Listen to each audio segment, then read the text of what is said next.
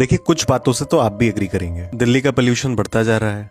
पिछले साल गर्मी में टेम्परेचर 50 डिग्री तक पहुंच गया था और पानी की किल्लत की खबरें तो हमें आए दिन आती रहती हैं। लेकिन मेरे हिसाब से ये बहुत बड़ी केस स्टडी है कि किस तरह से क्लाइमेट चेंज हमारे हाथों से होता है। आइए पूरी कहानी बताता हूँ।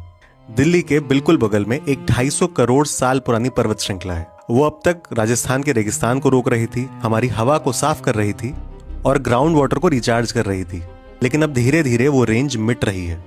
मैं बात कर रहा हूँ अरावली की। अरावली सिर्फ कोई पर्वत श्रृंखला नहीं है, वो हमारे नॉर्थ इंडिया की क्लाइमेट शील्ड है। लेकिन फिर भी पिछले 40 सालों में अरावली के 31 पहाड़ गायब हो चुके हैं। सैटेलाइट स्टडीज ये तक बताती हैं कि 8% पर्वत श्रृंखला को हम फ्लैट कर चुके हैं। कहानी में बड़ा ट्विस्ट तब आया जब सुप्रीम कोर्ट ने पहाड़ की एक नई डेफिनेशन को एक्सेप्ट कर लिया। नई रूलिंग के हिसाब से जो पहाड़ 100 मीटर से ऊंचे हैं सिर्फ वही प्रोटेक्टेड रहेंगे, बाकी नहीं। 100 मीटर जानते हैं कितना होता है? यदि दिल्ली के कुतुब मीनार के ऊपर एक 10 माले की बिल्डिंग को खड़ा कर दिया जाए तो जाकर के वो 100 मीटर की होगी। उससे छोटा जो भी पहाड़ है उसको अब कोई लीगल प्रोटेक्शन नहीं मिलेगी। ये सुनने में सिंपल लग सकता है पर इसका इम्पैक्ट बहुत डेडली है।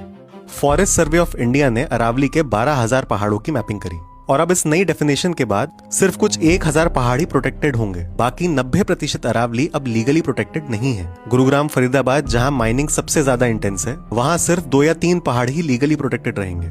और ये सब कुछ तब हो रहा है जब साइंटिस्ट पहले ही वार्न कर चुके हैं कि अरावली के 10 से 30 मीटर के छोटे पहाड़ भी डस्ट और हीट को रोकते हैं। लेकिन इन सब बातों को इग्नोर किया जा रहा है। अब आप एक बार जरा इलीगल माइनिंग का स्केल समझिए।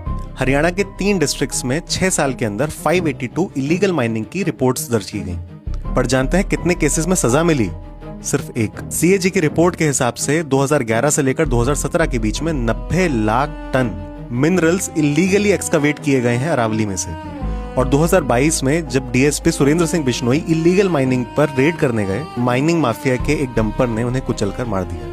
फिर भी कुछ नहीं बदला। और जैसे जैसे अरावली डिग्रेड होती रही, दिल्ली की ट्रेजेडी हमें अपने सामने दिखने लगी। 2018 में जब डस्ट स्टॉर्म आया तो PM10 की रेटिंग 10 से 15 गुना ज्यादा बढ़ गई। AQI 700 या 800 के पार चला गया जून के महीने में। अरावली बेल्ट के कुछ गांवों में ग्राउंड वाटर लेवल 1000 से 2000 फीट नीचे पहुंच चुका है। साइंटिस्ट तो यहाँ तक वार्न कर रहे हैं कि अगर इसी तरह अरावली डिग्रेड होती रही तो थार डेजर्ट ईस्टवर्ड्स यानी दिल्ली की तरफ बढ़ सकता है।